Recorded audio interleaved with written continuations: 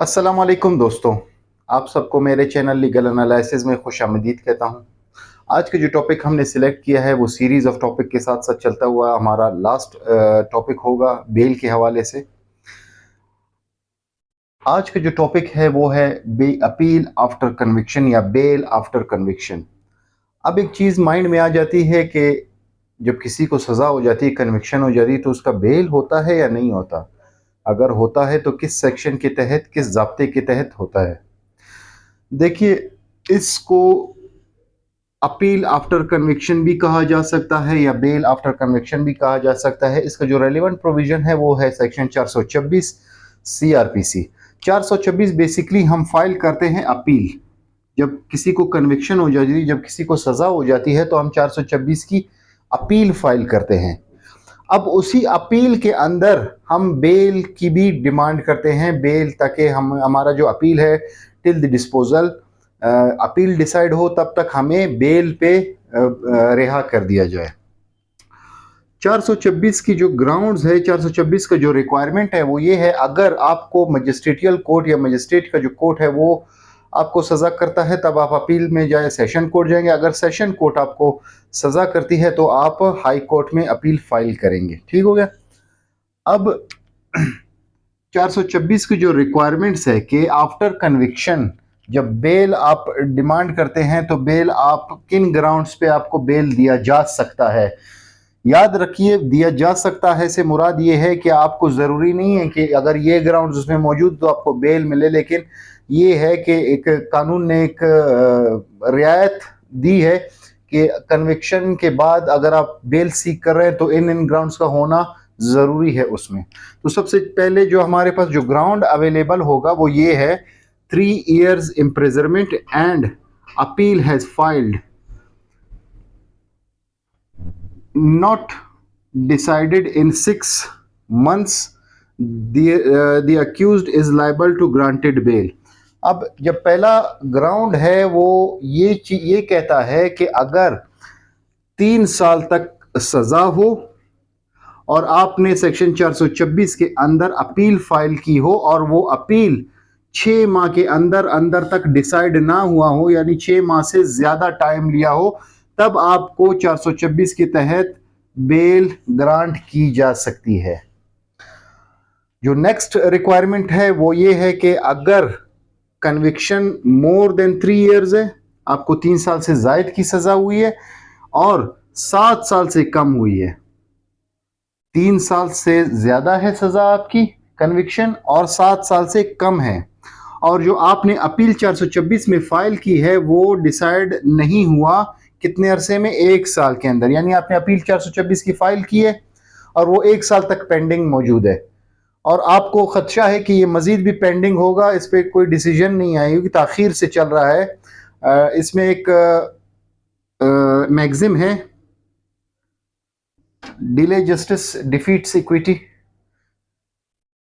ये इसमें इसी टॉपिक में ये बहुत ही ये मैगजीन अट्रैक्ट करता है।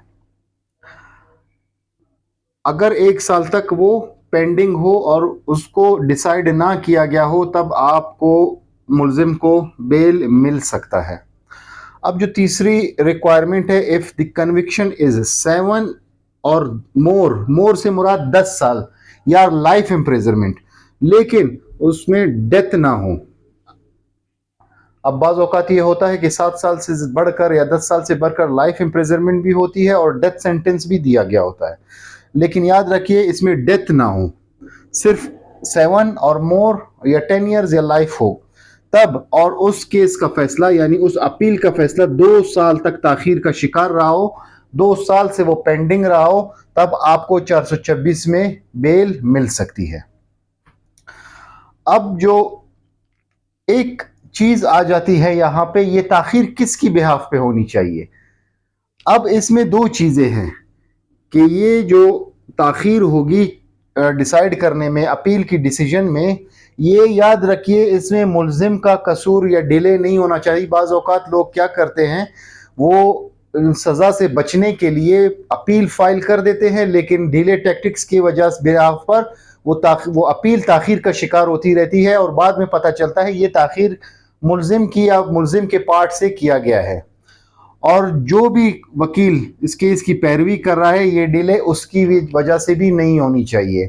اگر وکیل اس کی بہاف پہ یہ ڈیلے کر رہا ہے تو یہ وکیل کی غلطی ہوگی، اس شخص کی ملزم کی پیروی کرنے والے وکیل کی غلطی ہوگی، تب آپ کو ان گراؤنڈز پہ کوئی بیل نہیں دیا جائے گا۔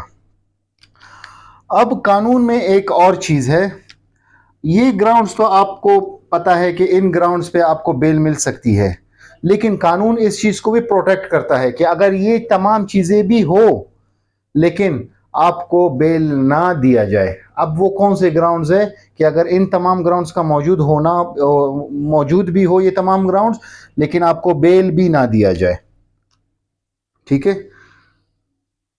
اگر قانون گراؤنڈز کے مطابق بنتی ہے، بیل آپ کی جو ہے ان گراؤنڈز کے مطابق بنتی ہے، پھر بھی قانون بیل نہ دے، تب وہ کون سے گراؤنڈز ہوں گے؟ سب سے پہلا گراؤنڈ ہے previously involved in a case in which punishment is death or life۔ آپ پریویسلی ایسے مقدمات میں انوالو رہے ہوں جس میں سزا لائف امپریزرمنٹ ہو یا ڈیتھ ہو، تب اگر یہ والے گراؤنڈز بھی موجود ہو اور آپ کا کیس تاخیر کا بھی شکار ہوا ہو، تب بھی آپ جو بیل ہے اس کے حقدار نہیں رہیں گے۔ اور دوسرا گراؤنڈ ہے accused is dangerous criminal or habitual not liable to grant bail۔ اگر جو ملزم ہیں جس کا مقدمہ جس کی 426 کی اپیل فائل ہے اور آپ بیل سیک کر رہے ہیں تاخیر کی گراؤنڈز پر، اگر وہ پریویسلی ہے انوالوڈ ہے، ایبیچول ہے، کرمنل ہے اور وہ بہت ڈینجرس کرمنل ہے، وہ ڈیسپریٹ ہے، تب اس گراؤنڈ پہ آپ کو بیل نہیں ملے گی، نہیں دی جا سکتی۔ اور لاسٹ جو ہمارا گراؤنڈ ہے کہ بیل کن بنا پہ خارج ہو سکتی ہے، وہ یہ ہے کہ اگر وہ ATA اینٹی ٹیررزم ایکٹس میں انوالوڈ ہو اور وہ ایکٹس پنشیبل بائی ڈیتھ ہو، تو وہ اس گراؤنڈ پہ آپ کو ان میں بھی آپ کو بیل نہیں ملے گی، آپ لائبل نہیں ہیں بیل گرانٹ کرنے کے۔ اب یہ وہ گراؤنڈز تھے جس پہ آپ کو بیل مل سکتی تھی، اور قانون کے مطابق یہ وہ گراؤنڈز ہے کہ ان کی بنیاد پر آپ کی بیل خارج بھی ہو سکتی ہے۔ اب کچھ اور ایسے گراؤنڈز ہیں جن کو ہم اس میں ڈسکس کریں گے کہ ان کی ابھی ضروری نہیں کہ ان ہی گراؤنڈز پہ آپ کو صرف بیل ملے، there are more other grounds. اب وہ کون سے گراؤنڈز ہیں کہ اگر آپ نے 426 کی اپیل فائل کی ہے اور آپ بیل سیک کر رہے ہیں اور وہ جو ملزم ہے وہ خاتون ہے، کوئی عورت ہے، تو عورت کے لیے قانون میں تھوڑی بہت کنسیشن رکھی گئی ہے، تو وہ بیل کی حقدار ہوگی۔ اسی طرح سے اگر وہ خاتون ہے، عورت ہے اور وہ پریگننٹ ہے اور وہ پریگننسی کی وجہ سے اس کو کنسیشن حاصل ہوتی ہے، اور آپ اس گراؤنڈ پہ بھی بیل فائل کر سکتے ہیں۔ اسی طرح سے اگر ملزم ہے وہ اولڈ ایج ہے، بوڑھا شخص ہے اور وہ قید کو جو ہے نا سہن نہیں کر پا رہا، تو اس گراؤنڈ پہ بھی آپ کو بیل مل سکتی ہے۔ اسی طرح سے کوئی اگر بچہ ہے، ٹینڈر ایج ہے، انڈر ایج ہے، چائلڈ ہے، اور وہ اس جرم کو نہیں سمجھتا جس سے وہ اس سے سرزد ہوا ہو، تب اس گراؤنڈ پہ بھی آپ کو بیل مل سکتی ہے۔ اور ایک موسٹ امپورٹنٹ گراؤنڈ ہے، اس کو آپ یاد رکھیے کہ اگر پروسیکیوشن کا جو ورژن ہے، پروسیکیوشن کے ورژن میں اگر کنٹرڈکشن آ جائے، یعنی کہ اگر پروسیکیوشن FIR میں کہہ رہے ہیں کہ ایک شخص ہے اس کو دائیں جانب گولی لگی ہے بازو پر، اور میڈیکل یہ کہہ رہا ہے جو زخم ہے وہ بائیں بازو پر یا بائیں ہاتھ پر ہے، تو اس طرح کے اگر میجر کنٹرڈکشنز آ جاتے ہیں، تب آپ کو اس گراؤنڈ پہ بھی بیل مل سکتی ہے۔ آپ کی اپیل 426 میں آپ اس کے لیے بیل گرانٹ کر سکتے ہیں۔ اینڈ اس کے علاوہ بھی جو ہر کیس کے فیکٹس ہیں، جو ہر کیس کی جو مٹیریل اویلیبل ہے وہ ڈیفرنٹ ہوتی ہے، ہر کیس کا جو ایک ورژن ہے وہ الگ الگ ہوتا ہے۔ تو یہ وہ چیزیں تھی جو ہمیں قانون بتاتا ہے، لیکن اگر آپ جس مقدمے میں آپ پیش ہوں گے یا جس مقدمے میں آپ پیش ہو رہے ہو، اس کے فیکٹس کو مد نظر رکھتے ہوئے اگر یہ گراؤنڈز اٹریکٹ کرتے ہیں تو آپ 426 کی اپیل فائل کر سکتے ہیں۔ سو دوستو، اگر کسی کو ٹاپک میں کوئی سوال پوچھنا ہو تو وہ ہم سے کمنٹ سیکشن میں سوال پوچھ سکتا ہے، واٹس ایپ کے ذریعے رابطہ کر سکتا ہے۔ آج کے لیے اتنا ہی، آپ سب دوستوں سے نیکسٹ لیکچر میں ملاقات ہوگی۔ Thank you very much.